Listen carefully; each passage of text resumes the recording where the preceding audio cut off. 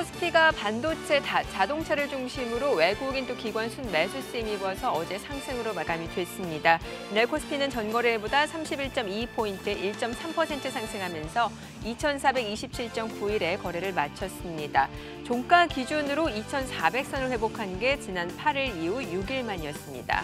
코스닥 지수입니다. 전일보다 5.73포인트, 0.6% 상승하면서 894.17로 마감이 됐습니다.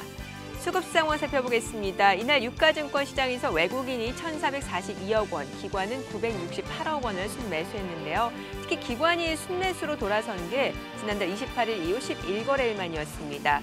또 외국인과 기관의 순매수는 전기전자, 운수장비 두 개 업종에 집중되는 모습이었습니다. 반면에 개인 투자자는 2,876억 원을 순매도했습니다. 코스닥 수급 상황 살펴보겠습니다. 코스닥에서는 개인 투자자가 2,026억 원을 순매수했고요. 외국인과 기관은 각각 173억 원, 1,266억 원 순매도를 나타냈습니다. 이날 코스피 시가총액 상위 종목 가운데 시가총액 1위인 삼성전자, SK하이닉스가 나란히 2% 강세를 나타냈고요. 현대차도 5% 가까이 상승하면서 이날 증시를 상승으로 이끌었습니다. 반면에 네이버, 카카오 등 플랫폼 관련주는 하락세로 마감이 됐습니다. 업종별로 봤을 때 운수장비 섹터 강세가 두드러지는 모습이었고요. 뒤이어서 운수창고, 또 전기전자도 2% 오름세를 나타냈습니다. 그 밖에 통신업, 철강, 금속 섹터가 상승을 나타냈고요. 반면에 음식료품, 의약품, 서비스업 섹터는 하락으로 마감이 됐습니다. 이날 코스닥 시가총액 상위 종목 가운데서는 상장 이후 2거래일 연속 상한가를 기록했던 카카오게임즈가 상장 3일째인 어제장에서는 9% 하락으로 마감이 되면서 코스닥 시가총액 3위에서 5위로 다시 밀려나는 모습이었고요. 그 밖에 HLB, 에코프로비엠은 상승으로 마감이 됐습니다. 반면에 셀트리온 헬스케어, 셀트리온 제약은 약세로 마감이 됐습니다. 이날 원달러 환율 전거래일보다 3원 40전 떨어지면서 달러당 1,183원 50전에 거래를 마쳤습니다. 네, 어제장 국내 증시 상황 그리고 새벽에 마감한 뉴욕 증시 함께 체크해 보도록 하겠습니다. 센터장님 안녕하세요. 네, 안녕하세요. 네, 자 뉴욕 증시 계속해서 좀 조정을 나타내나 싶어서 좀 불안했었는데 그래도 간밤에는 많이 올랐습니다. 나스닥도 대형 기술주들이 많이 오르는 모습이었는데 일단은 뭐 지금 큰 규모의 그런 매각, M&A 소식이 또 주식의 호재로 좀 작용이 됐던 것 같아요. 네, 맞습니다. 시장이 일단 기술적으로는 네. 반등할 수 있는 수준으로 좀 내려와 있었던 상황이고요. 특히 미국 시장이 그렇습니다. 그래서 그 한 2주 전 고점 대비로서는 한 50일 평균선에 그러니까 기술적으로 터치를 하면서 재료를 찾던 와중에 마침 또 대형 M&A 이슈, 그다음에 아까 언급됐던 이제 백신 그 기대감 이런 것들이 결국 시장의 반등을 좀 이끌었다라고 생각을 하고 있고요. 요거는 사실은 2주 전에 그러니까 저희가 8월 중순에 한번 한국 시장의 흐름을 봤던 거하고 유사하다라고 보실 수 있을 것 같습니다. 차트를 열어봐 주시면 아시겠지만 그러니까 기본적으로 8월 달 중순에 한국 시장이 한번 조정을 받았다가 보시면 아시겠지만 조정을 받았다가 코스닥이 리바운드를 했고 나스닥이 그걸 그때와 상관없이 계속 우상향을 하다가 이제 뒤늦게 조정을 받고 어제자가 이제 업데이트가 안 된 건데 올라가면서 이제 기존 방향성은 같이 우상향으로 이제 마무리됐다 이렇게 생각을 하고요. 다만 이것이 이제 결국은 그 콜옵션 거래로 이루어지고 있는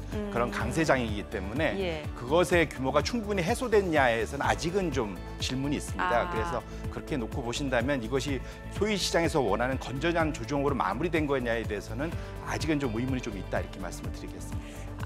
그러니까 최근에 그 소프트뱅크에서 콜옵션 투자, 대형 기술주 개별 콜옵션 투자로 인해서 우리 레버리지 효과로 기술주가 많이 올랐다는 측면이 지금 언급을 해주신 거잖아요. 네, 맞습니다. 그럼 이게 미국에서는 이제 선물옵션 만기를 좀 지나봐야 어느 정도 그 나스닥 방향을 좀 알 수 있다. 이렇게 해석을 해볼 수 있는 건가요? 네, 맞습니다. 주식이라는 것은 그러니까 주식을 순수하게 매수하면은 그냥 영원히 들고 갈 수도 있습니다. 만기가 없기 때문에 그렇죠. 그런데 선물이나 옵션은 소위 만기가 있는 상품입니다. 그렇기 때문에 항상 롤오버 연장해야 되는 게 있고 그때마다 고민을 하게 됩니다. 그래서 그렇게 놓고 보신다면 사실은 현재 최근에 옵션 거래로 주식이 많이 올라간 것에 대해서는 상당히 펀더멘탈하고 좀 괴리가 벌어질 수 있는 충분한 개연성이 높다 이렇게 말씀을 드리겠습니다. 지금 화면에도 나오고 있는데 이게 이전보다는 개별 주식 옵션 거래량이 많이 늘어났다라는 거죠. 맞습니다. 이게 이제 두 가지 지금 위에 검정색 선이 거진 위로 이제 올라가 있는 건데요. 보시면 이게 뭐냐면 주식 거래 양과 그다음에 그 주식을 기반한 옵션 거래량이 얼마나 차이 나느냐. 근데 항상 보면 일반적으로는 주식을 사고 팔면은 일반적인 거래가 더 많고 콜옵션이든 풋옵션이든 사실은 그런 거래는 해치 차원에서 이용되기 때문에 일반 주식 거래, 소위 말하는 R주식 투자보다는 적습니다. 그런데 최근에 보시면 알겠지만 일반 주식 거래보다 옵션 거래가 더 많아지는, 배보다 배꼽이 더 커지는 이런 현상이 일어나기 때문에 결국은 이것은 만기라는 이슈 하나하고 그다음에 레버리지라는 이슈 두 가지가 걸리기 때문에 시장의 변동성이 급격하게 높아질 수밖에 없다, 이렇게 말씀을 드립니다. 이게 개별 주식 옵션 거래량이라고 하면 어떤 종목들로 쏠렸는지 최근에 얘기가 많이 됐어요. 대형 기술주들, 이른바 빵 마가스로 대표되는 그런 종목들로 지금 쏠렸다라는 거잖아요. 네, 맞습니다. 이게 이제 일반적으로 시장 전반적으로 흐름이 나타나면 상대적으로는 그래도 덜 위험할 텐데 말씀 주신 대로 지금 특정 대형 종목 위주로 지금 쏠려 있다는 것이죠. 지금 차트가 열렸는데 저 파란색 선이 선생님 말씀 주셨던 대형 기술주 7개 종목입니다. 그러니까 페이스북, 아마존, 애플 뭐 이런 7개 종목인데 이것을 제외한 나머지가 이제 그 소위 노란색 선입니다. 결국은 지금 7개 종목의 전체 옵션 콜옵션, 특히 콜옵션 거래량이 나머지 전체, 그러니까 소위 S&P 500 중에 보면은 결국은 94개, 3개가 결국 한 3분의 1밖에 안 되는 거죠. 결국은 2.5배 이상 특정 대형 종목의 콜옵션이 집중돼 있다는 것 자체가 시장의 변동성이 매우 높아져 있는 거다, 이렇게 말씀드리겠습니다. 그러면 이게 현재 시간으로 18일이 이제 미국 그 선물 옵션 만기일이잖아요. 그러면 이때 이 물량들이 청산이 된다라고 하면 그동안 많이 올랐던 이런 빵 마가스로 대표되는 종목들이 또 급락할 수도 있다라는 얘기인 거죠. 네, 맞습니다. 급등을 했다면 거기에 따라서 급락도 했습니다. 왜냐하면 옵션이라는 것은 소위 말하는 그 파지티브 썸 게임이 아니라 이게 제로썸 게임입니다. 그렇죠. 누가 사면 누가 팔아줘야 되는, 정확히 이퀄이 되는 게임이기 때문에 기본적으로 만기가 왔을 때의 변동성은 물론 그때 다 롤오버해서 더 높은 가격으로 살 수도 있습니다. 그렇죠. 이연시켜서. 네네, 할 수도 있습니다. 하지만 기본적으로의 그 과거의 장기 트렌드를 놓고 봤을 때 상당히 콜옵션에 특히 집중돼서 매수세가 많이 몰려있다는 것은 거꾸로 말씀 주신 대로 이것을 만약에 청산을 하게 되면 급격한 하락으로도 연결이 될 수 있기 때문에 상당히 좀 조심하셔야 된다, 이렇게 말씀을 드립니다. 그럼 이게 변동성 확대 국면으로 봐야 되는지 아니면 추세 전환, 그러니까 이제 상승장에서 이제 하락으로 추세 전환 신호로 봐야 되는지 이것도 중요할 것 같거든요. 네, 그러니까 그 콜옵션, 특히 이제 일반적으로는 콜옵션과 풋옵션이 동시에 활용이 되면서 시장이 움직여야 되는데 지금은 지난주에도 제가 말씀드렸지만 풋옵션보다 콜옵션이 한 3배 이상 더 많이 거래됩니다. 결국은 주식을 사고 싶은데 주식만으로는 레버리지가 충분히 안 걸리니까 콜옵션을 이용해서 5배, 10배, 30배의 그런 레버리지를 활용하고 싶은 거거든요. 거기에 따른 프리미엄도 상당히 급등하고 있습니다. 근데 이것이 아까 말씀드렸던 소프트뱅크 같은 기관 투자자가 뿐만 아니라 사실은 개인 투자자들 주도로 이게 이루어진다는 것이 좀 더 이제 걱정스러운 상황이고요. 보시면 아시겠지만 개인 투자자의 콜옵션 거래가 연초 대비 거의 8배 이상 늘어났기 때문에 상당히 뭐 너무 자신감이 넘치는 좀 플레이들을 하고 계신다. 이게 보통 이제 주식 상승에 베팅을 하는 거잖아요. 그러니까 미리 그 정한 가격에 사겠다라는 거잖아요. 맞습니다. 좀 정한 가격에 좀 싸게 사겠다 이런 거죠. 더 올라갈 것이기 때문에. 그런데 지금 여기 보시면 아시겠지만 아까 특정 종목 7개 종목의 개인들이 레버리지를 통해서 일종의 이제 몰빵이라고 보통 시쳇말로 이렇게 활용하고 계신 거기 때문에 역으로 말하면 저렇게 것이 청산되면 상당히 좀 걱정될 수 있고요. 이것이 왜 높은 거냐, 이게 최근에만 높은 거진 거 아니냐, 과거에도 이 정도 있었냐를 보면 다음 페이지를 보시면 소위 이제 옵션 거래를 보시면 아시겠지만 10계약 미만, 이걸 보통 개인이라고 보고 50계약 이상 거래하는 소위 이제 기관 투자를 놓고 봤을 때 장기적으로 놓고 보면은 소위 이제 개인의 그런 옵션 거래세의 투자 비중이 과거에 높았을 때가 2000년과 2014년도에 50%를 찍은 적은 있었지만 대체로는 항상 기관이 더 많았습니다. 근데 최근에 보시면 기관이 확실히 떨어지고 지금 개인의 비중이 시장에서 60%를 넘어가고 있습니다. 파란색 선이죠? 네, 맞습니다. 파란색 선 60%를 넘어가고 있기 때문에 개인들이 만기가 있는 그런 레버리지 특정 종목에 많이 집중적으로 투자하고 있다는 것은 시장의 변동성이 매우 높아질 수가 있기 때문에 예의주시하셔야 된다, 이렇게 말씀드립니다. 네, 알겠습니다. 이번 주가 굉장히 중요한 분수령이 될 한 주가 될 것 같습니다. 잠시 후 동시효과 상황 그리고 전략으로 다시 돌아오겠습니다.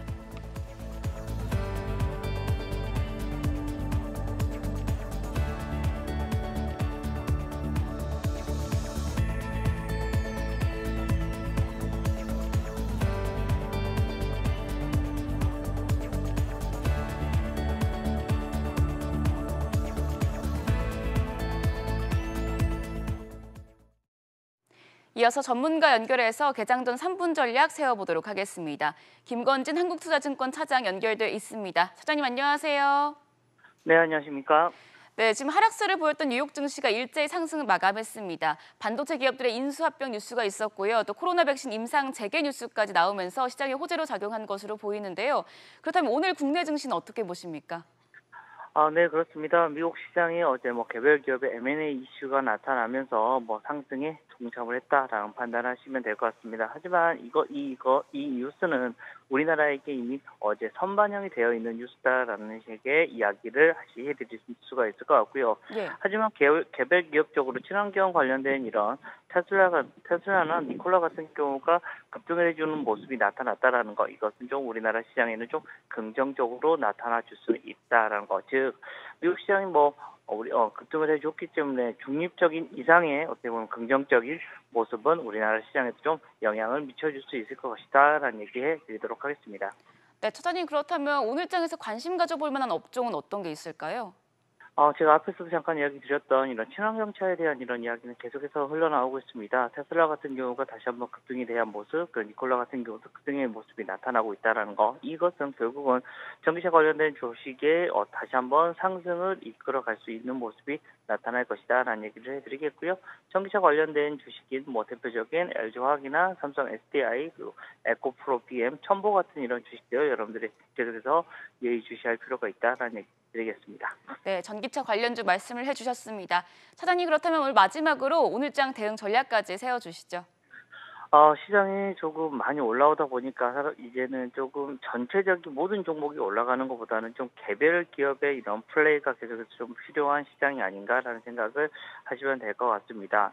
예전에는 무조건 모든 종목이 다 가는 시장이었다. 하지만 이제부터는 실적이 좀 차별화가 되는 종목. 이제는 그동안에는 대부분의 종목이 같다면 이제는 조금 실적 차별화 장세가 하나씩 연결이 될 것 같다라는 거 안내를 해드리겠고요. 여러분 오늘도 좀 실적이 좀 긍정적으로 나올 만한 이런 섹터 쪽으로 여러분들이 좀 더 접근을 해보자라는 얘기 해드리도록 하겠습니다. 네, 실적 차별화 장세가 이어질 것으로 내다봐 주셨습니다. 말씀 잘 들었습니다. 김건진 차장이었습니다. 지금까지 개장 전 3분 전략 세워봤습니다. 네, 지금 시각 8시 49분 향해 가고 있습니다. 오늘 양시장 예상 체결지수 확인해 보도록 하겠습니다. 코스피입니다. 오늘 0.5% 추가적으로 오름세 출발 예상되면서 코스피가 2,440선을 웃돌 것으로 보이고요. 코스닥도 0.5% 상승 출발 예상되고 있습니다. 예상 체결지수 898.67포인트입니다. 시가총액 상위 종목 예상 체결가 확인해 보도록 하겠습니다. 오늘 대형주들 강세가 예상되는 종목들이 훨씬 눈에 더 많이 띕니다. 지금 삼성전자, SK하이닉스 어제도 2% 가까이 2% 넘게 강세를 나타냈었고요. 오늘도 추가적인 오름세가 예상되고 있습니다. 삼성전자 예상 체결가 68,000원이고요. SK하이닉스도 86,600원 기록되고 있습니다. LG화학 올라갈 걸로 보이고요. 삼성바이오로직스, 네이버는 오늘장 보합 출발 예상이 되고 있습니다. 자, 어제 자동차 반도체 쪽으로 외국인과 기관의 수급이 쏠렸습니다. 현대차, 기아차, 현대모비스도 호가상황 살펴보도록 하죠.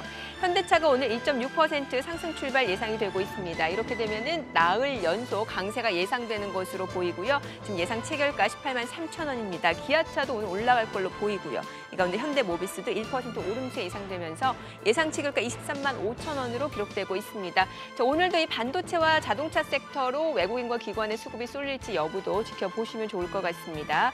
코스닥 시가총액 상위 종목 예상 체결가도 확인해 보겠습니다. 셀트리온 헬스케어 어제 약세로 마감이 됐었는데요. 오늘 강보합 출발 예상되고 있습니다. 예상 체결가 99,300원이고요. 시즌 1% 오름세 예상되고 있습니다. HLB도 강세가 예상되고 있고요. 알테오젠도 올라갈 걸로 보입니다. 카카오게임즈 화려한 데뷔식을 치러냈고 어제장에서는 차익 실현 물량이 나오면서 9% 급락을 나타냈는데 오늘도 차익 실현 물량 출회가 예상되면서 5% 주가 급락 출발 예상되고 있습니다. 예상 체결가 7만 원으로 기록이 되고 있는 상황이고요. 그밖에 CJ ENM 상승 출발 예상되고 있습니다. 자, 이제 오늘 개장까지 9분가량 남았습니다. 다시 한번 체크 포인트 좀 정리를 해보도록 하죠.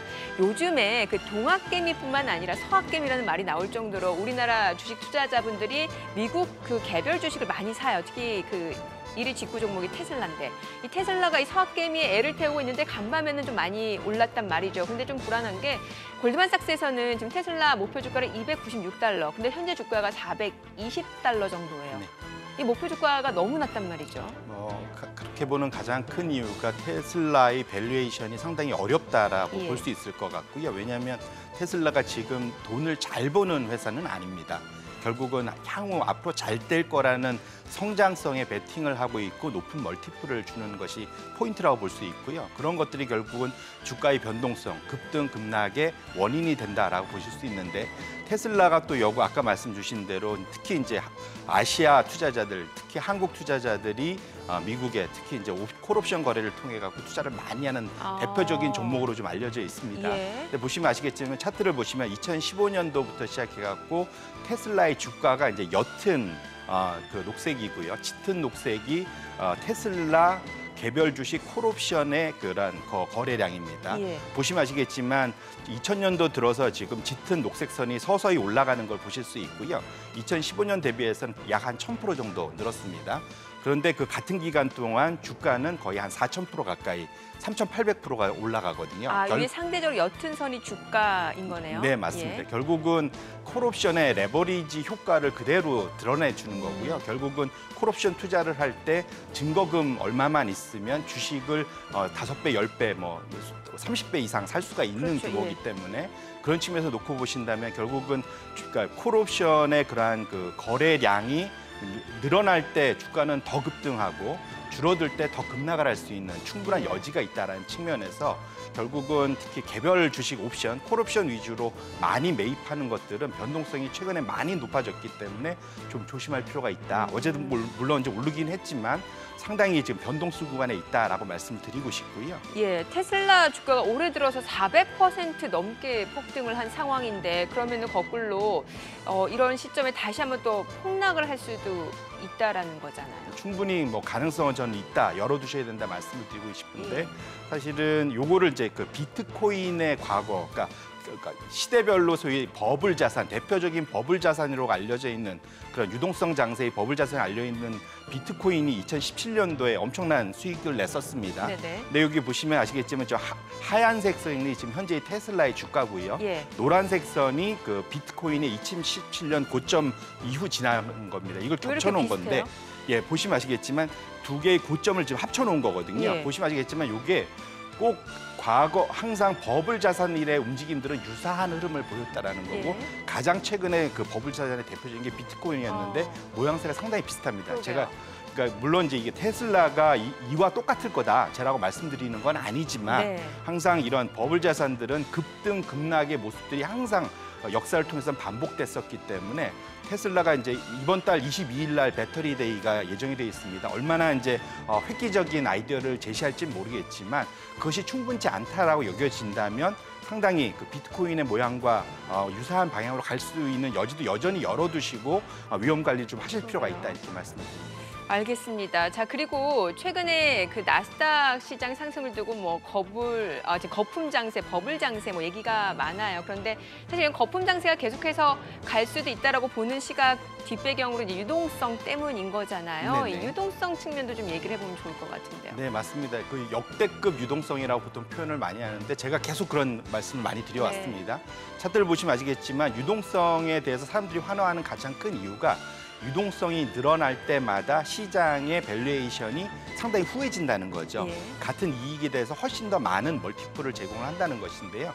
1960년도부터의 그런 장기 차트인데 유동성의 증가율에서 노미널 GDP, 그 소위 명목 GDP의 증가율을 뺀 그러한 그 유동성 증가율과 그다음에 보시면 아시겠지만 시장의 PE, 수익 가치의 그런 멀티플의 증가율의 흐름을 보시면 거의 유사하게 움직이는 걸 확인하실 수 있는데 가장 최근에 보시면 워낙 코로나의 그러한 그 우려 때문에 연준이 급격하게 유동성을 올렸기 때문에 이것을 놓고 본다면 저 트렌드를 보고 아직은 멀티플이 더 높아질 수도 있지 않겠느냐. 이런 것이 유동성 낙관론자들의 근거가 된다. 이렇게 예. 말씀을 드립니다. 최근에 그 연준이 자산을 계속해서 매입하고 있는데 예전에 그 자산 매입 속도를 늦추게 되면 테이퍼링이라고 하고 규모를 늦추게 되면 테이퍼링이라고 하는데 그래도 아직까지는 계속해서 연준이 자산 매입을 하고 있는 상황이잖아요. 이 부분도 사실 시장 흐름과 연관지어서 좀 생각을 해봐야 될 필요가 있을 것 같아요. 네, 맞습니다. 그러니까 연준이 이제 이번 주에 특히 수요일 날 FOMC 예. 미팅이 있습니다. 그런데 이제 사실은 연준의 그런 자산 매입이 과연 주가에 항상 똑같이 움직이느냐에 대해서는 일부는 그런 믿음이 있는데 예. 실제로는 과거의 차트를 보면 항상 그렇지 않다라는 것이 지금 띄어진 차트의 흐름이고요. 보시면 아시겠지만 녹색 선이 S&P 500 지수입니다. 그다음에 짙은색 파란색 선이 연준의 자산 추이인데 보시면 아시겠지만 흐름 자체가 지금 보시면 아시겠지만 2009년 이후부터는 2017년까지는 유사하게 갔지만 17년부터 2000년 초반까지는 완전히 거꾸로 가는 모습을 보입니다. 결국은 연준이 자산 매입을 줄이더라도 주가는 올라갈 수 있고 이걸 역으로 말하면 연준이 자산 매입을 항상 한다고 지수가 항상 올라가는 건 아니다라고 예. 보실 수 있다는 측면이죠. 그래서 놓고 보시면 일종의 이거는 좀 신화에 가까운 그러한 것이기 때문에 좀 조심해 보실 필요가 있다 이렇게 말씀을 드립니다. 그러면은 그 연준이 계속해서 자산 매입 규모를 늘릴 때마다 또 금리 자체가 굉장히 많이 낮아지고 이 금리가 낮아지면 시중에 돈이 많다 보니까 또 시장이 상승으로 나타나고 이런 현상들이 있잖아요. 이거는 어떻게 보는 게 좋나요? 맞습니다. 그래서 결국은 연준이 그 양적 완화를 하고 초저금리 정책을 유지하는 이런 것들이 결국은 시장의 주가를 끌어올리는 그러한 모습으로 나타날 수 있는데 사실은 이건 지난주에도 한번 보여드렸던 차트입니다. 예. 이 일종의 이제 시장에서 잘못된 이제 그런 믿음인데 보시면 네. 아시겠지만 미국의 양적 완화가 진행될 때마다 이게 하늘색 옅은 선이 이제 양적 완화가 있었던 때인데 보시면 아시겠지만 낮은 금리로 시작돼서 높은 금리로 항상 끝났다라는 그러네요. 거죠. 결국은 시장에서는 초저금리가 항상 시장에 좋을 거다라고 보기보다는 항상 그 시장의 우려 때문에 채권에 몰리면서 저금리로 시작을 했다가 경기가 회복이 되면서 금리가 높아지는 이 모습 안에서 이제 주가가 올라가는 모습이 더 이상적이다. 그렇게 놓고 보신다면 현재의 저금리가 항상 높은 그 멀티플 시장에 항상 그 고밸류에이션 주가의 좋은 점 이렇게만 해석해서는 안 된다. 이렇게 말씀을 드리겠습니다. 알겠습니다. 자, 그러면은 지금 시장 방향에 대해서 많은 분들이 궁금해하세요. 특히나 이제 오늘 국내 증시 효과상으로 봤을 때는 뭐 지금 2,440선 출발도 좀 예상이 되고 있는데 과연 이게 언제까지 올라갈까 네. 궁금해하시거든요. 뭐 결국은 저는 이익의 흐름이 제일 중요하다라고 예. 말씀을 드리겠습니다. 그러니까 결국은 아까 그 저금리를 자꾸 보는 이유가 기업의 주가가 형성되는 데는 이익의 추이랑 할인율, 금리에서 영향받는 할인율의 추이 두 가지의 영향을 받거든요. 그런데 결국은 지금 현재는 할인율이 낮은 것만으로 주가가 좋아져야 된다라고 말씀을 드리는데 기본적으로 지금은 이익이 너무 꺾여 있기 때문에 이익의 방향성이 앞으로 어떻게 가냐를 보는 것이 제일 기업 중요하다. 이익이요? 네, 맞습니다. 근데 지금 방향성 놓고 보시면은 지금 최근에 주가 그 이익 추세가 지금 올해 들어서 완전히 꺾여 있지 않습니까? 한번 미국 기업을 살펴볼까요? 네, 맞습니다. 예. 보시면 아시겠지만 차트를 열어봐 주시면 이 그러니까 지금 기본적으로 이게 그 짙은색 파란색이 미국의 전체 기업의 이익 흐름입니다. 네. 그다음에 노란색은 지금 보시면 아시겠지만 S&P 500 기업의 EPS 흐름입니다. 보시면 아시겠지만 기본적으로는 같이 움직이는데 닷컴 버블이나 이런 빵 버블 때 급격하게 차이가 나는 거죠. 근데 네. 이 차이가 너무 급격하게 벌어져 있고 아래로 좀 내려오는 상황이기 때문에 저희가 지금 투자하는 S&P 500, 나스닥 같은 대형주들 알겠습니다. 잠시 후에 들어볼게요. 자, 오늘 국내 증시 개장하겠습니다.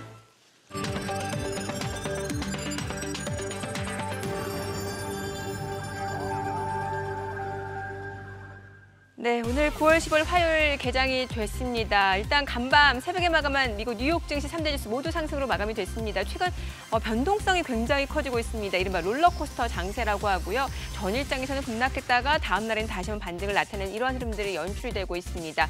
다우지수, S&P 500, 나스닥 많이 올랐습니다. 특히 대형 기술주가 많이 올랐습니다. 테슬라가 12% 넘게 급등했고요. 또 애플도 3% 넘게 상승했습니다. 일단은 지금 M&A 소식이 주식이 투자 심리 온기를 불어넣는 모습이었습니다. 엔비디아가 소프트뱅크로부터 ARM을 인수한다라는 소식. 그렇게 되면 올해 들어서 가장 큰 규모의 매각질, 또 메가딜로 성사가 됩니다. 이런 부분이 투자 심리를 이끌었고요. 코로나19 백신이 연말 내에 보급될 가능성이 있다라는 화이자 CEO의 인터뷰 내용도 역시 투자 심리를 상승으로 이끌었습니다. 자, 어제 코스피가 외국인과 기관 순매수세에 이어서 상승으로 마감이 됐고요. 오늘장에서도 추가적인 상승세가 예상이 되는 부분이었죠. 양시장 출발 지수 확인을 해보도록 하죠. 코스피입니다. 현재 0.2% 상승세입니다. 다소 상승폭이 좀 제한된 모습이네요. 2,432.97포인트고요. 코스닥 0.4% 올라갑니다. 898.38포인트입니다. 시가총액 상위 종목 시초가 확인해 보겠습니다. 어제 반도체를 중심으로 외국인과 기관의 러브콜이 이어졌던 모습이었죠. 오늘도 삼성전자, SK하이닉스 올라갑니다. 삼성전자 69,900원으로 0.8% 상승이고요. SK하이닉스도 1.6% 강세입니다. LG화학이 0.9% 올라갑니다. 아무래도 테슬라 주가가 또 급등하면서 이런 부분도 역시 LG화학에는 상승 모멘텀으로 연결이 되는 것 같고요. 삼성전자 우선주도 올라갑니다. 셀트리온은 약과 흐름 나타내고 있는 상황입니다. 현대차, 기아차, 현대모비스도 살펴보도록 하죠. 현대차가 오늘 2% 가까이 올라갑니다. 나흘 연속 상승으로 장중에 신고가를 돌파하고 있습니다. 184,500원이고요. 자, 이 가운데 또 현대모비스도 1% 상승으로 235,000원에 거래가 되고 있습니다. 현대차 같은 경우는 최근에 수소차 관련해서도 그린 뉴딜과 관련해서도 정책 모멘텀까지 더해지면서 또 수급까지도 지금 이어지면서 상승으로 나타나고 있는 부분이고요. 자, 그 밖에 종목들은 오늘장 많이 떨어지고 있습니다. 차익 실현들 물량 나오면서 내림세를 나타내고 있는 상황입니다. 코스닥 시가총액 상위 종목 시초가도 확인해 보겠습니다. 셀트리온 헬스케어가 강보합권으로 오늘 반등을 보여주고는 있습니다만 반등폭이 굉장히 미미한 수준이죠. CJ는 2% 상승이고요. HLB가 2% 올라갑니다. 111,300원. 알테오젠도 올라가고요.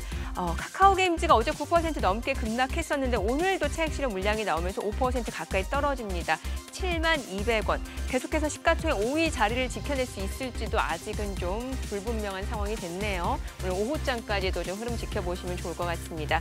자, 그 밖에 CJ ENM은 보합, 제넥신, 펄어비스, 소포 오름세가 이어지고 있는 상황입니다. 지금 에코프로비엠 어제 올랐었죠. 2차전지 관련주 오늘도 상승세 더해가고 있습니다. 지금 시각 9시 3분 지나가고 있습니다. 수급 상황을 좀 확인해 볼까요?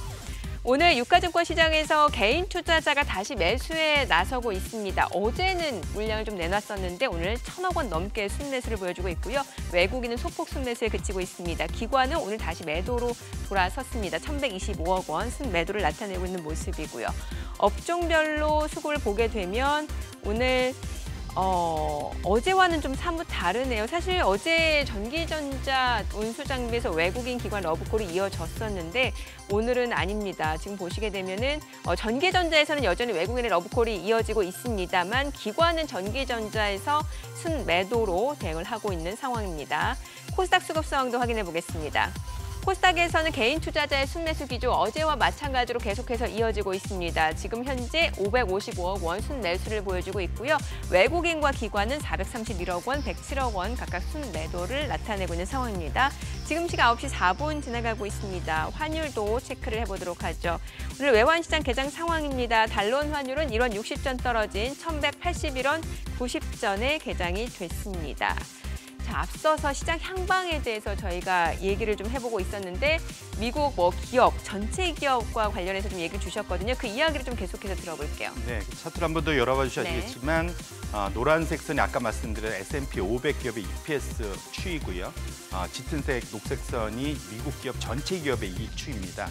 항상 거의 같은 방향, 같은 수준으로 움직이다가 보면 닷컴 버블 때 살짝 차이가 났었고요. 네. 지금 소위 말하는 빵 버블 때 엄청나게 차이가 많이 벌어져 있는 걸 확인하실 수 있습니다. 보통 2000년도에 닷컴 버블 때의 저 차이는 어디서 발생했냐면 당시에 대형 미국 기술주들의 수익성이 워낙 좋았었습니다. 물론 이제 그것이 결국 장기화되지 못했고 꺾였고요.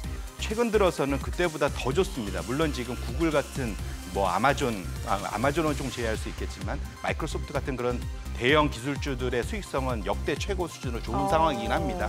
하지만 그것만으로는 좀 해석되기는 어려울 것 같고요. 네. 보통 저것이 크게 벌어지고 나면 되돌림 현상을 가져오는 과거의 트렌드를 놓고 봤을 때 그것이 매트로 쏠린다면 대형 기술주의 조정으로도 충분히 연결될 수 있고 추가적으로는 7월 말에 끝났던 미국 그 하원에서의 그런 대형 기술주들에 대한 반독점법에 관련된 그러한 그 청문회가 있었습니다. 예. 그 결과 보고서가 이제 이달 정도에 나올 것 같은데 결국 이런 것들이 장기적으로는 그런 미국 대형 기술주들에게 일종의 악재로 충분히 작용할 수 있는 여지가 있어서 두 개를 좀 같이 보셔야 된다 말씀드립니다. 사실 투자자 입장에서 보면은 이런 대형 기술주들 이익이 좋다라는 거는 그 기업 자체가 장사를 잘해서 수익을 극대화시켰다라는 건데 이게 왜 나중에는 악재로 되는지 잘 이해가 안 되는데요. 예, 그러니까 결국은 영원한 기업이라는 건 없다라는 말씀이고요. 결국 이익이 많아지면 어떤 형태로든 규제가 독점 이슈가 있기 때문에 규제가 들어와서 그걸 끊어낼 수도 있고 그다음에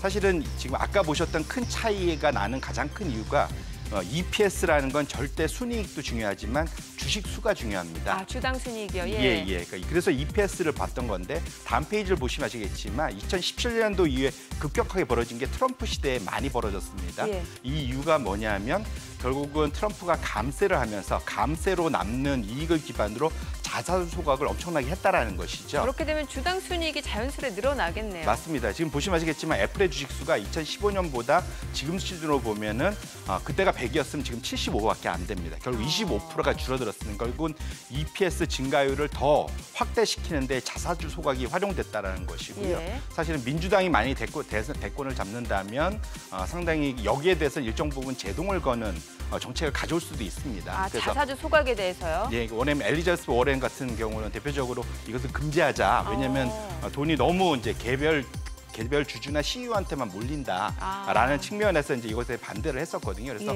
그러한 그 기조 자체가 일정 부분 잡히거나 또 내지는 지금 현재의 그러한 반독점법 때문에 규제가 나서 이익이 줄어들기 시작한다면 사실은 저러한 방향성이 계속 유지되기는 어렵기 때문에 결국은 악재가 될 수 있기 때문에 저 방향이 영원히 갈 거라고 보기 좀 어려울 것 같고요.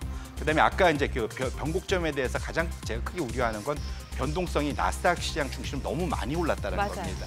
다음 페이지 차트 보시면 아시겠지만 제가 점선으로 하이라이트를 해놨는데 기본적으로 이익의 그러니까 결국은 시장의 주가가 많이 변동해서 올라가면 변동성도 올라가는데 그 흐름이 전 세계적인 시장이 다 들어가 있는데 대체적으로는 주가가 올라가면 변동성도 거기에 걸맞게 올라가는데 나스닥은 변동성이 급격하게 지금 많이 올라가 있습니다. 결국은 나스닥이 다른 시장에 비해서 너무 과하게 올라가 있다는 또 다른 반증이 될 것이기 때문에 앞서 말씀드렸던 그러한 악재들이 만약에 하나둘 나타난다면 저 변동성이 역으로 악재로 작용할 수 있다 이렇게 말씀드리겠습니다. 참 나스닥도 그렇고 국내 증시도 그렇고 어느 정도 목에 찬 느낌이 들다 보니까 요즘처럼 전략 세우기가 어려운 때가 또 없는 것 같다는 생각이 드는데 지금 뭐 거시적인 또 변수 중에 하나가 유가일 것 같아요. 유가가 지금 40달러 선에서 좀 또 떨어지는 것 같아요. 37달러까지 내려가는데 이거는 사실 경기가 좋아지면 올라가야 되는 게 맞는데 이거는 좀 아이러니한 상황이거든요. 네, 맞습니다. 단기간에 보면은 좀 그 40달러에서 이제 브렌트 기준으로 한 45불까지 갔었고 WTI는 40한 1, 2불까지 갔다가 지금 37불을 이제 뚫고 내려오려고 좀 하고 있는데요. 기본적으로 말씀드린 대로 수요가 생각보다 받쳐주지 못하고 공급이 생각보다는 덜 줄었다는 것이 포인트다 말씀드립니다. 지금 저게 7월 달에 각국 오펙 플러스의 그러한 감산에 대한 그 소위 실행 여부를 나타내는 건데요. 보시면 짙은 그러니까 왼쪽으로 내려가 있는 게 감산을 더 과잉 추가 감산을 한 거고 우측으로 옅은 파란색은 감산 목표보다 더 많이 생산을 한 국가들입니다. 보시면 아시겠지만 오펙 국가 내에서는 이라크가 일종의 이제 약속을 어긴 나라고요. 밑에 비오펙에서는 러시아가 두 번째로 감산을 덜한 나라입니다. 결국은 사우디만 어찌 보면은 혼자 약속을 많이 지켰다 이렇게 놓고 보신다면 오펙 플러스의 그런 감산 합의 노력이 생각보다는 작동을 좀 덜하고 있다는 측면에서 시장에서 본격적으로 이제 추가 지금 합의 논의를 하고 있는데 과연 잘 지켜지겠느냐라는 우려들이 나타나고 있다 이렇게 보시면 될 것 같습니다. 예. 자, 그리고 이게 또 원유 선물 시장에서도 콘텐코 현상으로 나타나고 있다면서요. 네, 맞습니다. 예. 말씀 주신 대로 지금 시장 자체가 지금 차트를 놓고 보시면 중간에 선이 그어져 있는 거 아래로 내려오면 콘텐고, 위로 올라가면 백오데이션입니다. 예. 일반적으로 금융 선물은 이제 헷갈려 하시는데 금융 선물은 콘텐고가 좋습니다. 지금보다 미래 가격이 더 비싸면 상당히 이제 앞으로 올라갈 거라고 예상하기 수요가 때문에 증가될 것으로 기대가 되는 거죠. 투자죠. 근데 예. 상품 선물, 이 원유 같은 상품 선물은 저장 비용이라는 게 있습니다. 그러네요. 그렇기 때문에 수요가 좋으면 당장 사지 미래로 미루지 않는다는 거죠. 그래서 백워데이션이 강세장인 거고 콘텐고는 약세장입니다. 그래서 예. 미래 가격이 더 높다는 것은 안 좋은 현상인 거고요. 예. 결국은 향후 당장 필요가 없으니까 저장을 하더라도 나중에 사겠다라는 겁니다. 결국은 이걸 놓고 보시면 콘텐고가 좀 더 강화되는 모습으로 간다는 거는 결국 그 유가 시장에는 별로 안 좋은 그러한 흐름이다 이렇게 보셔야 됩니다. 그러니까 지금 안 사고 그냥 저장하겠다, 이 수요가 증가되고 있다라는 거네요. 맞습니다. 예, 예. 그리고 실제로 그 장기 원유 수요 예측 결과도 나오고 있는데 전망이 별로 안 좋다면서요. 네, 맞습니다. 결국은 가장 최근까지의 기본적으로 장기 석유, 원유 수요는 2030년도에 정점을 맞을 거다라는 네. 것이 일반적이었는데 브리티시 페트리움, 그러니까 BP가 세계 3대 소위 비고일 중에 하나지요. 어제 발표한 그 자료에 의하면 석유 수요는 이미 현재가 정점이다라는 생각을 갖고 있는 거고요. 저 노란색 선이 특별히 아무런 일이 벌어지지 않는다면 2050년까지 서서하게 줄어드는데 저 밑에 하늘색 선을 보시면 아시겠지만 이거는 완전히 2050년까지 이산화탄소를 제로로 만드는 그런 수요입니다. 그러면 현재 보시면 아시겠지만 거의 100에 근접해 있는 수요가 지금 데일리 베이스로 이제 20까지 내려가는 거의 뭐 한 4분의 1토막으로 나는 거죠. 네네. 향후 장기적으로 이렇게 놓고 보시면 흐름 자체는 이미 석유 수요는 정점을 지났기 때문에 추가적으로 석유에 대해서는 그러니까 다른 쪽으로 가고 싶어 한다. 예. 이렇게 해석을 할 수 있을 것 같습니다. 그럼 여기에서 또 투자 아이디어를 저희가 어떤 식으로 가져가는 게 좋을까? 이게 사실 원유 선물은 뭐 개인 투자자가 접근하기는 너무 변동폭이 크고 또 위험성도 있기 때문에 쉽지 않고 뭐 다른 방식으로 좀 투자 아이디어를 얻어가는 게 좋을 것 같거든요. 네, 맞습니다. 그래서 계속 제가 말씀드리는 게 결국은 비고일들, 기존의 전통 원유의 석유에 화석 연료에 기반한 투자들은 점점 저물어가고 이것을 신재생으로 옮기는 작업들이 계속 좀 벌어지고 있습니다. 그래서 차트를 열어봐 주시면 제가 계속 한 3개월 전부터 보여드렸던 차트인데 지금 붉은색 선이 소위 대체 에너지, 예. 신재생 에너지 ETF고요. 밑에 보시면 아시겠지만 파란색 선이 현재의 비고일들, 전통적인 그런 에너지 투자하는 기업들의 추이입니다. 보시면 아시겠지만 올해 들어서 급격하게 벌어지고 있는 거고 이것 자체는 지금 코로나에 대한 경기 부양책으로 전 세계가 그린 뉴딜을 다 수행을 하고 있기 때문에 이 방향성 자체가 계속 또 유지될 수 있기 때문에 결국은 비고일 회사들조차도 이제 대체 에너지 쪽으로 넘어올 가능성이 높기 때문에 이쪽과 관련된 투자는 예의주시하셔야 된다 이렇게 말씀드립니다. 그러면 아직 늦지 않은 건가요? 신재생 에너지 쪽 ETF 투자 지금도 괜찮은 거예요? 네, 그러니까 개별 종목으로 놓고 보시면 주가가 많이 오른 회사들이 있기 때문에 좀 힘드실 수가 있기 때문에 이것들이 뒤섞여 있는 ETF 투자를 좀 강력히 말씀드리고요. 그때 말씀드린 대로 절대적인 시총 규모가 아직 비고일 비해서 상당히 작기 때문에 밸류에이션 멀티플의 부담은 있지만 장기 흐름에서 놓고 보시면 지속적으로 투자를 늘려가시는 것을 권해드립니다. 네. 자, 그러면 지금 이제 시점에서 또 하나 궁금한 게 뭐 기존의 그런 주도주냐 아니면은 코로나19 이후로 포스트 코로나 이후로 지금 성장주, 여전히 성장주 쏠림 현상이 지속되는지 여부 이것도 관심을 많이들 가지시더라고요. 네, 맞습니다. 결국은 지난 10년간 그러니까 10년간 성장주 주도 시장이 지속이 됐었기 때문에 예. 결국은 최근 들어서 또 그것이 더군다나 이제 개별 주식 옵션으로 더 레버리지가 일어나기 때문에 더 열광하시는데 오히려 이럴 때일수록 저는 좀 변곡점에 대한 그러한 고민, 그런 경계 이런 것들이 필요하다 말씀을 드리고요. 한 차트가 지금 열려 있는 걸 보시면 아시겠지만 이게 S&P 500을 이퀄 웨이트, 동일 가중과 그다음에 시가총액, 현재의 그런 지수, 시총 가중으로 두 개로 나눈 이제 상대 지수입니다. 보시면 아시겠지만 동일 가중의 상대적인 그 수익률이 안 좋았던 것들이 항상 미국의 경기 침체를 지나면서 되돌림 현상이 있다라는 거죠. 무슨 말이냐면 결국은 대형 그 대형주, 특히 이제 대형 기술주 위주로 시장이 움직이던 것들이 경기 침체를 지나면은 반대되는 반전해서 나머지 종목들의 투자 기회가 온다 예. 이렇게 보실 수 있고 현재 지금 경기 침체 구간을 지나고 있지 않습니까? 예. 그렇다면 이제 지금부터는 변곡점에 대한 고민이 좀 필요한 상황이다. 이렇게 말씀을 드리겠습니다. 그러면 가치주로 눈여겨봐야 된다는 건가요? 맞습니다. 지금 현재 아까 시가총액 그 가중으로 봤을 때 상위권에 다 성장주가 몰려 있기 때문에 역으로 나머지 가치주들의 기회가 올 수 있다 볼 수 있는데 지난주에도 봤던 이제 유사한 차트인데 보시면 1930년도 이후에 저 붉은색으로 표시되는 것이 성장주 대비 가치주가 얼마나 지금 수익률이 안 좋은가를 표시하는 건데 역대 최저 수준으로 지금 내려와 있는 예. 상태입니다. 결국은 이것이 영원한다고 기대하는 것은 오히려 더 무리인 상황이고 지금부터는 언제 이것이 이제 반전할 것인가에 대한 고민들이 이제 필요하다 말씀을 드리고요. 가치주가 어떤 섹터예요, 구체적으로 그러면?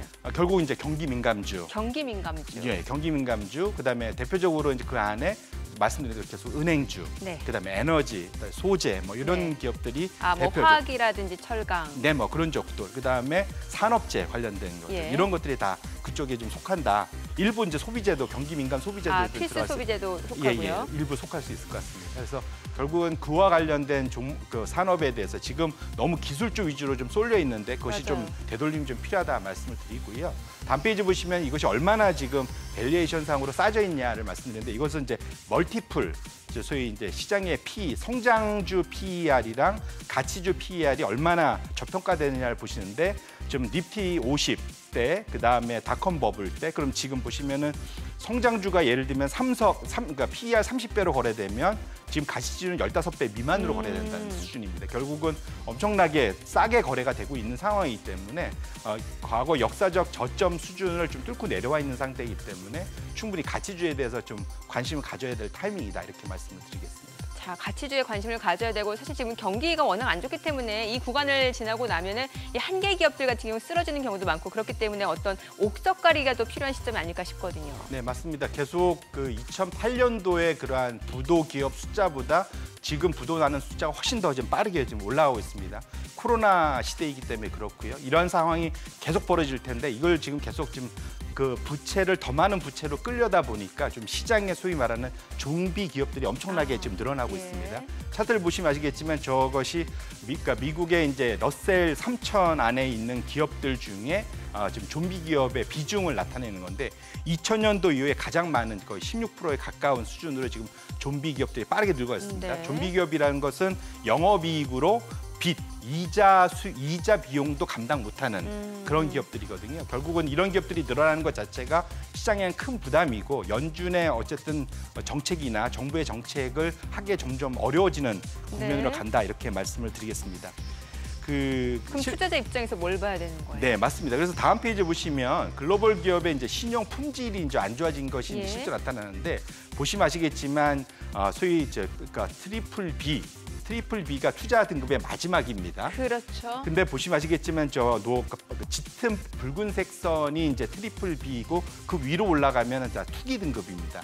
투자 부적격이죠. 예, 맞습니다. 보시면 투자 부적격을 받는 기업의 숫자가 2000년도 이후에 급격하게 와. 계속 늘어나는 거. 결국은 부채로 저금리로 경기를 살리다 보니까 좀비 기업들을 양산하는 그런 상황이 됐다 이렇게 말씀을 드리고요. 예. 결국 이런 것들이 지금 2008년도 이후에 2020년 초반까지는 어떤 식으로 워킹을 했냐면 다음 페이지를 보시면 네. 작동을 했던 것이 보시면 아시겠지만 대차 대조표가 강한 기업의 지수랑 대차 대조표가 약한 기업의 지수의 수익률이 있습니다.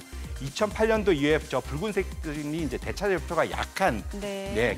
투기 등급에 가까운 기업들인데 상당히 수익률이 좋아요. 그러네요. 결국은 시장에 돈을 뿌리다 보니까 저금리로 부채를 끌어서 계속 연명할 수 있다 보니까 레버리지 효과 때문에 상당히 이제 각광을 받았었는데 이것이 이제 2020년 지나서 코로나 사태 이후부터는 급격하게 벌어집니다. 지금 예. 아무리 돈을 뿌려도 시장이 대차 대조표가 강한 기업은 수익률을 좋게 만들지만 대차 대조표가 약한 기업들은 수익률이 상당히 언더퍼폼하는 걸 확인하실 수가 있습니다. 그래서 이제부터는 이제 소위 K자 소위 이제 회복이라고 그러지 않습니까? 예. 결국은 지금 붉은색 선, 대차 대조표가 약한 기업들은 상대적으로 시장에서 멀리하려는 경향이 있기 때문에 지금부터는 보시더라도 대차 대조표가 강한 자산 건전성이 좋은 그런 기업에 투자를 많이 하셔야 된다. 그런 것들이 다음 페이지 보시면 재미있는 신용등급. 예, 신용등급으로 다음 페이지 보시면 저 위에 트리플 A부터 밑에 제일 B까지 마치 순서대로 누가 일부러 그려놓은 양 나타나는데 신용등급이 높은 기업의 수익률이 제일 좋고 신용등급이 제일 낮은 기업의 수익률이 제일 안 좋습니다. 결국 이런 것들이 코로나 사태를 이후를 대비하는 일종의 이제 투자 아이디어다 이렇게 말씀을 드리겠습니다. 오늘 많은 내용 설명해 주셨는데 또 FOMC 관전 포인트는 짚어봐야 될 것 같은데요. 네. 예. 뭐 결론부터 말씀드리면 FOMC의 기대가 기술주 투자하시는 분들, 나스닥 투자하시는 분들한테 상당히 큰 일단 기회입니다. 추가적으로 양적 완화, 자산 매입 많이 할 거냐 기대하시는데 결론부터 말씀드리면 저는 가능성이 낮다. 현재 수준을 유지할 거다라 보고 있고요. 이유는 차트를 보시면 아시겠지만 그러니까 결국은 연준의 목표가 기술주를 높이는 게 목표가 아닙니다. 그렇죠. 결국은 하이일드, 아까 보셨던 투기 등급 기업들의 스프레드가 급등해갖고 망하는 걸 줄이는 게 목표거든요.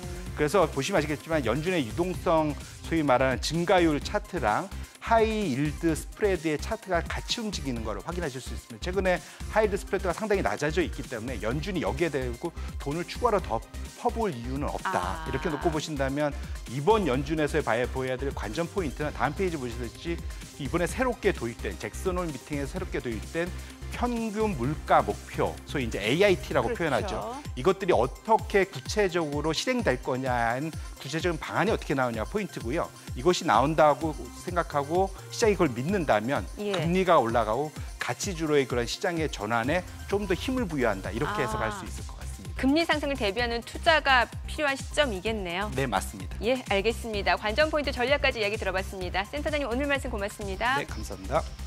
지금 시각 9시 21분 지나가고 있습니다. 자, 외국인 어제장에서 순매수한 종목들 현재 주가 상황 살펴보도록 하겠습니다. 외국인 어제장에서는 SK하이닉스, 삼성전자, KB금융입니다. 오늘 SK하이닉스, 삼성전자 두 종목 모두 상승세 이어가고 있고요. KB금융 하락세입니다. 카카오 올라갑니다. 하나솔루션 오늘 소폭 조정이 나오고 있네요. 자, SK텔레콤, 넷마블, 현대차도 외국인 순매수 상위 종목입니다. SK텔레콤 오늘 1% 약세고요. 넷마블, 현대차 올라갑니다. 기아차도 올라가고요. 삼성바이오로 직스 약보합권이네요. 자, 기관 순매수 상위 종목도 살펴보도록 하죠. 역시 삼성전자, 현대차입니다. 오늘 두 종목 모두 올라가고요. SK하이닉스도 올라갑니다. 롯데케미칼은 약세고요. 삼성 SDI 0.4% 상승 중입니다. 현대에너지솔루션, 기아차, 한국타이어앤테크놀로지입니다. 자, 오늘 기아차 올라가고요. 그 밖에 종목들은 오늘장에서 좀 조정을 받고 있습니다. 지금 시각 9시 22분 지나가고 있습니다. 전체적인 흐름 확인해 볼까요? 코스피가 강보합권으로 상승폭을 좀 많이 축소하고 있습니다. 2,428선이고요. 코스닥도 마찬가지입니다. 895.76포인트입니다. 오늘 9월 15일 화요일 개장 상황 전해드렸습니다.